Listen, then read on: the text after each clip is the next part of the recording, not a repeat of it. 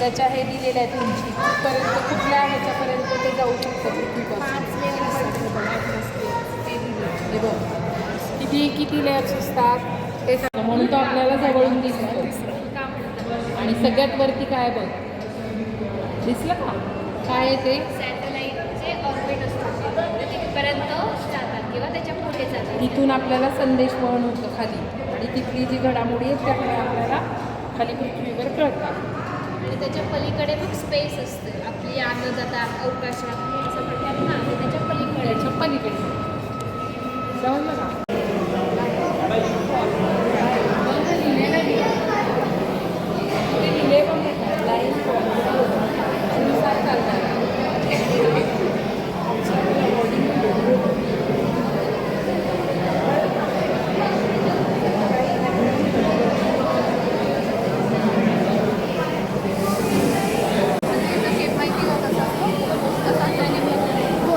गोल नसतो माहिती आहे का? तो गोल का नसतो? हां मी गोल नाही. अंड बघितलंय तू अंड? अंड कसं असतं तशा अंड आडवं जर ठेवलं ना आपण असं तर तसंच माहिती आहे. तर आता काय येतं तू लहानच त्यासाठी म्हणा पण तो काय येतो हे मी थोडक्यात एक्सप्लेन करते. तर आता सपोज ही आपली पृथ्वी आहे ठीक आहे. तर आता इथे लक्ष द्यायचं हां मी हे ऑन करेल त्यावेळेस इथे लक्ष द्यायचं. मी ऑन केलं आता ते काय झालं ते हळूहळू खाली जातं ठीक आहे. तसंच आपल्या पृथ्वीच्या बाबतीत पण होतं. पृथ्वी ज्यावेळेस फिरत असते ना गोल गोल गोल गोल गोल तेव्हा असं म्हणजे वरच्या साईडने ती अशी फ्लॅट होत जाते आणि साईडने ती अशी फुगीर होत जाते म्हणजे बल्ज होत जाते ठीक आहे. तर आता दोन फोर्स असतात एक ग्रॅव्हिटेशनल फोर्स असतो आणि एक सेंट्रिफ्युगल फोर्स असं दोन फोर्सचं नाव आहे. केंद्रीय ऊर्जा स्थितीज ऊर्जा. हां केंद्रीय ऊर्जा काय करते सगळं आत खेचायला लागतं ठीक आहे. आणि काय स्थितीज ऊर्जा हां ती जी असते ती सगळं बाहेर फेकायला लागते ठीक आहे. तर त्याच्यामुळे आपल्या पृथ्वीचा शेप असा बदलत जातो. फिरते ना ती 365 दिवस फिरल्यानंतर किती 1 वर्ष पूर्ण होतं ना.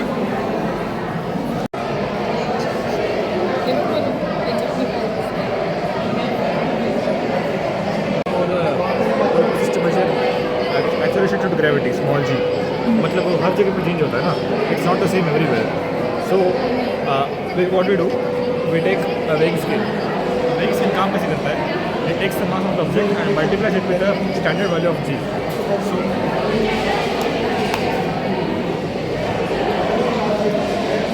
पहले हम इसको मेजर करेंगे इसका वेट.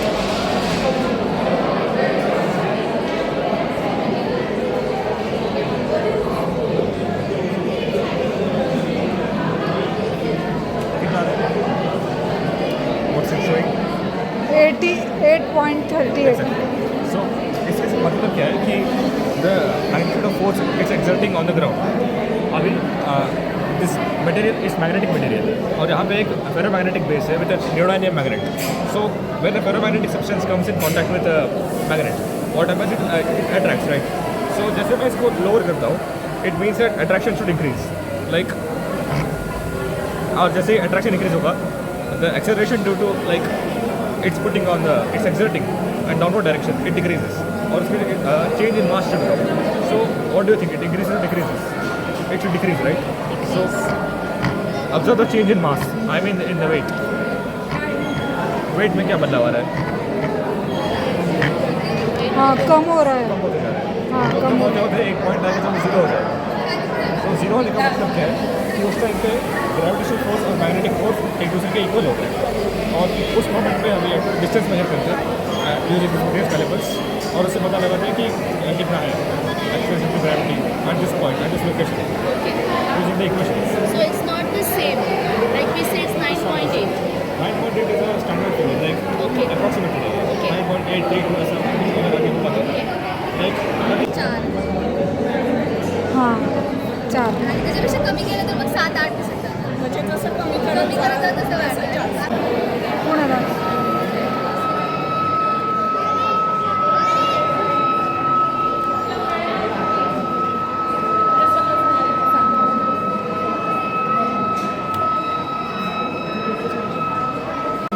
असंच राहायला पाहिजे.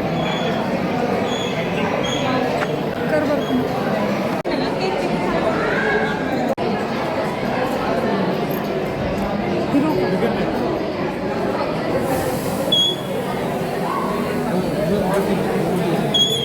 करू हाँ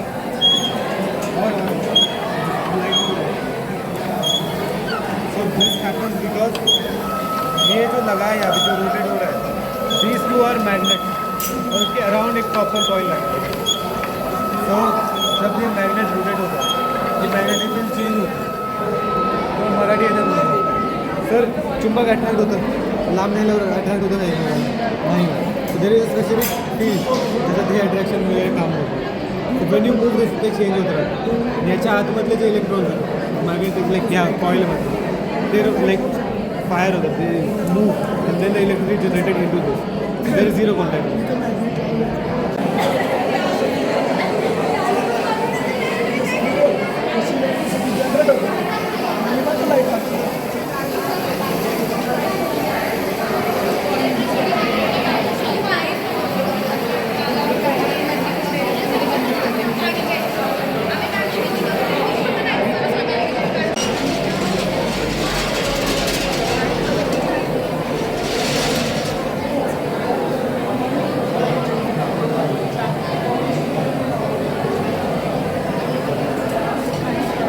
वेव डेमोन्स्ट्रेशन टेबल है तो यहाँ पे हम बताते हैं कि वेव्स कैसे ट्रैवल करनी है और उसके थ्रू एनर्जी कैसे ट्रैवल करनी है। सो ये ट्रांसवर्स वेव्स है एंड ये लॉन्जिट्यूडनल वेव्स है। तो ट्रांसफर वेव में आपको एक बार ये बॉल है इसको हम एनर्जी की तरह कंसीडर कर रहे हैं तो आपको इसका मूवमेंट देखना है आयुष।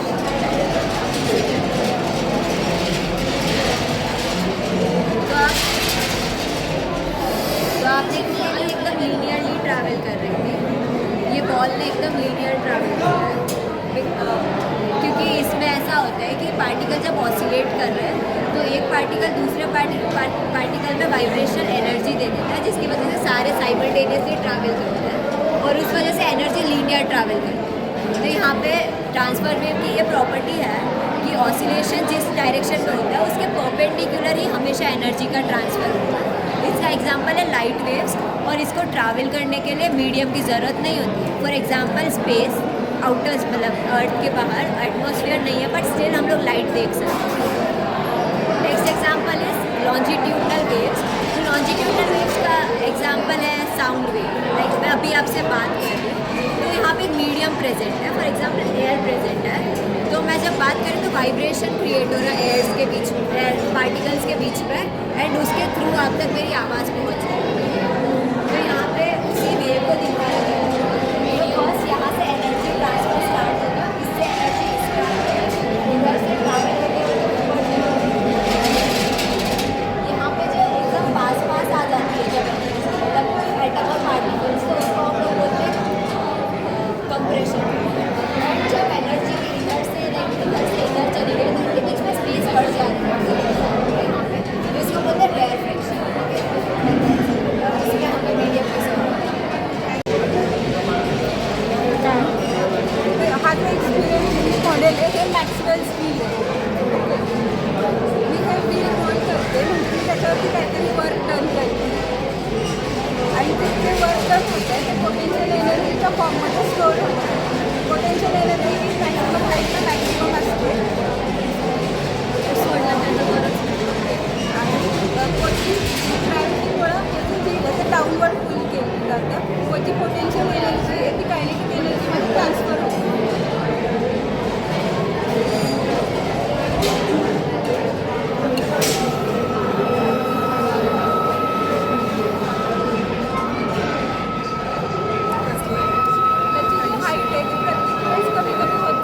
फ्रिक्शन होत आहे आणि फ्रिक्शनमुळे संपूर्ण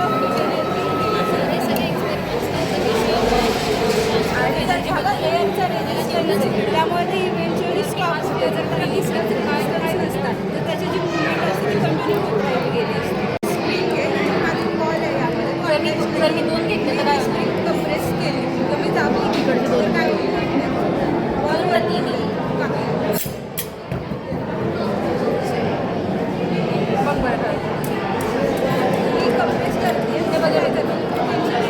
स्टोअर करते आणि तो कॉल करते येते potential energy transfer into kinetic energy. मी जे कंप्रेस करून जे एनर्जी देते तीच त्या बॉलमध्ये उडालेली। इतकं काय जर मी एक स्पिअर घेऊन रिलीज केले तर काय होईल? तर तिकडं काय म्हणजे आता हे जर सोडलं तर हे हल्लं सगळे नाही शेवटचं हां आणि मी जर 3 घेतले तर मग ते 2 पण 2च हल्ला बघ बरं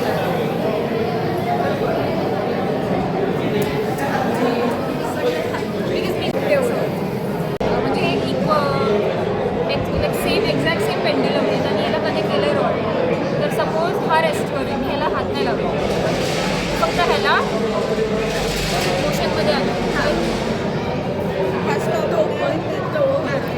बिकॉज हे दोन्ही कनेक्टेड आहे ह्याची एनर्जी ह्याच्यात जाणार मग हा थांबणार ह्याची एनर्जी ह्याच्यात जाणार मग हा थांबणार परत असं होतं ये नेल ऑफ बेड्स है। इसमें क्या होता है कि अगर आप एक नेल के ऊपर पैर रखते हो तो वो नेल आपके पैर में घुस जाएगा। तो यहाँ पे मल्टीपल नेल्स है, इसके ऊपर अगर आप पैर रखते हो तो आपका पैर का जितना एरिया है ना उस एरिया में आपका वेट डिस्ट्रीब्यूट हो जाएगा, डिवाइड हो जाएगा। इसके लिए आपके पैर के अंदर घुसेंगे नहीं, थोड़ा थोड़ा आपको चुभेगा बट घुसेगा नहीं। ट्राई कर सकते हो।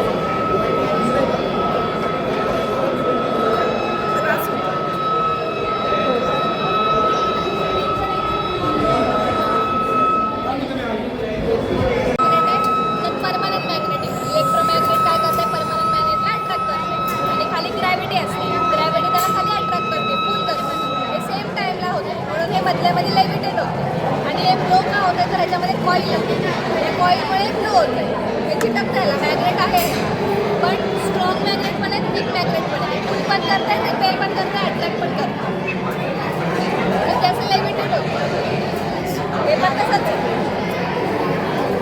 हे याला वर रिपेल करते वर पुश करते ते पण तोच बोला म्हणून त्याचा अट्रॅक्ट नाही होत रिपेल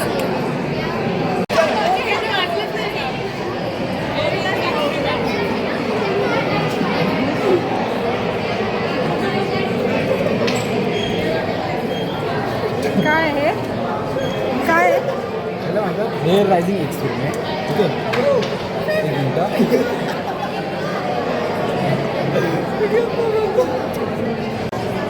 ओके या ना ट्राय करा उभे राहा या चप्पल घाला हे एक्सपेरिमेंट आहे जे मॅम तुम्हाला प्रॅक्टिकली करून दाखवतो या एक्सपेरिमेंटसाठी एक पर्सन लागतो प्रॅक्टिकल करण्यासाठी you can do it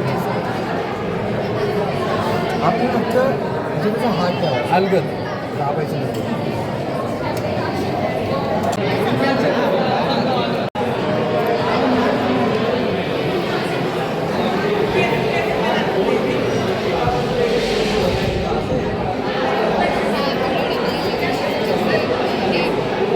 current जब हम इसको इसके अंदर रखेंगे ना तो यहाँ पे एक क्लोज सर्किट फॉर्म होता है तो वो सर्किट क्या करता है करंट को प्रोड्यूस करता है इसके अंदर क्योंकि ये जो वायर है ना वो कंडक्टर का काम करती है तो जब हम इसको इसके अंदर प्लेस करेंगे ना तो एक क्लोज सर्किट फॉर्म होगा तो वो सर्किट क्या करेगा करंट फॉर्म करेगा और ultimately current produce magnetic counter Lenz law according to the Lenz law so ये क्या करेगा इसके अंदर हमने एक नॉर्मल बैटरी है हमारी इसको हमने एक्सटेंड किया है मैग्नेट से तो ये मैग्नेटिक फील्ड हो गया ये प्रॉपर तो इसका मैग्नेटिक फील्ड और इसके अंदर जो इसके वजह से हो रहा है तो वो इसको रिपेल करेंगे तो यहाँ पे साउथ होगा तो यहाँ पे साउथ है तो ये साउथ इधर के नॉर्थ को अट्रैक्ट करेगा तो ये पुश होगा तो ये आगे आता है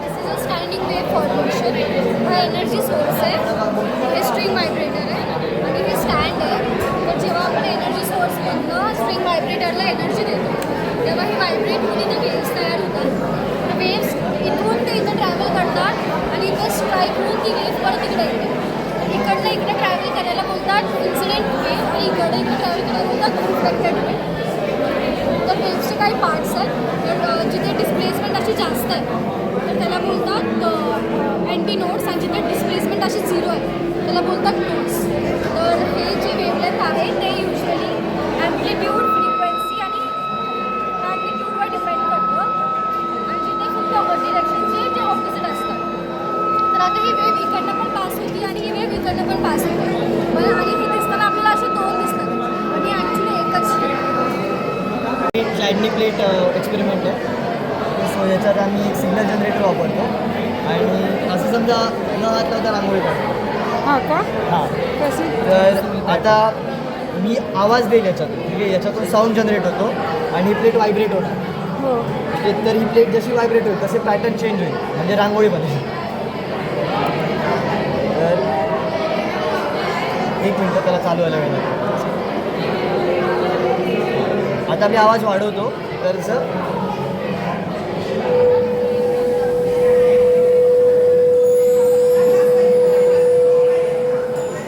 हात न लावता रांगोळी बनवणं झालं की आवाजच ते चित्र वेगवेगळ्या बनवतं. आकाराची येते का? वेगवेगळे आकार आहेत.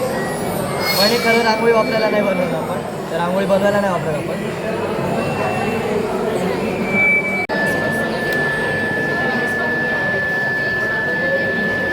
झाली पाहिजे भारी की.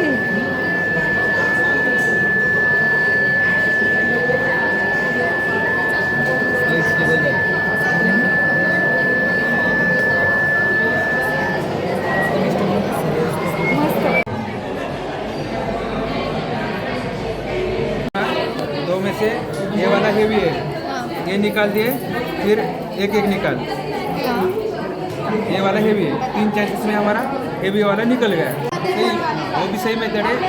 ऐसे भी कर सकते हैं. आपल्याकडे 12 कॉईन होतं. 12 कॉईनपैकी आपल्याला 11 कॉईन सेम आहेत आणि एक कॉईन थोडा हेवियर आहे, जड आहे. आपल्या 3 चान्सेसमध्ये जड कॉईन शोधून काढायचे आहे. तुम्ही कसं करता? तसं चेक करायचं नाही, याचा वापर करून चेक करायचा.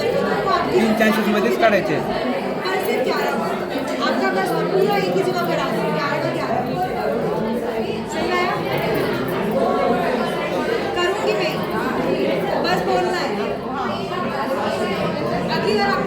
ठीक आहे, आपण हे 4 ठेवले.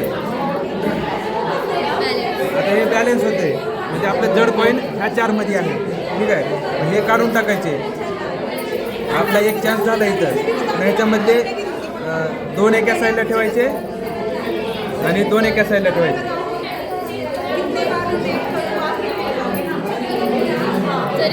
हे 2 पैकी हे हेवी साईड होते, हे साईड. ठीक आहे, मग हे 2 काढून टाकायचे आपल्याला. आपला लास्ट चान्स आहे. लास्ट चान्सेसमध्ये इकडे एक ठेवायचं, इकडे एक ठेवायचं. आपल्या 3 चान्सेसमध्ये हेवीवाला कॉईन सापडून जाईल. एवढं अशी आहे की स्ट्रेट नाही घालायचं, कुठेतरी हिट करून घालायचं. इकडं बघ. स्ट्रेट नाही घालायचं.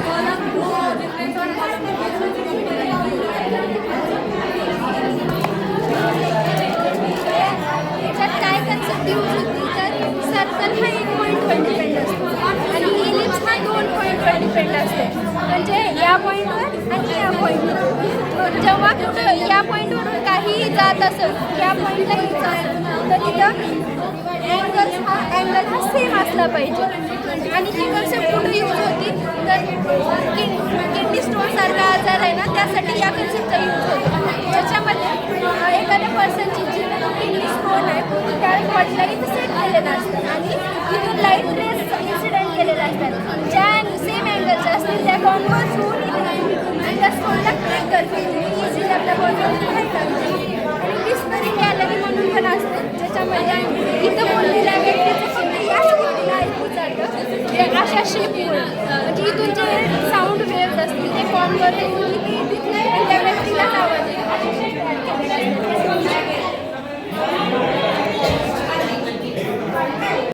मैंने 11 बार शफल किया और आई मेरा 4 है बिकॉज मैंने 4 डेक, एक डेक में 4 कार्ड्स दी. 11 क्यूब हम लोग एलसीएम निकालते हैं तो 4 कार्ड्स था, तो 1 2 3 4 का एलसीएम है 12 minus 1 11. That -1 comes from the Chinese remainder theorem का फॉर्मूला -1 ओवर हियर. सो अगर आप 4 कार्ड्स की जगह 3 कार्ड्स लेते देन तब भी वर्क करता, but not for 11 letters. Then it would work for 5 letters because LCM of 1 2 3 goes as 6 minus 1. इसमें इसको ऐसे अरेंज करना है कि कोई भी यहाँ पे कलर रिपीट नहीं होना चाहिए. 2 इस साइड और इस साइड.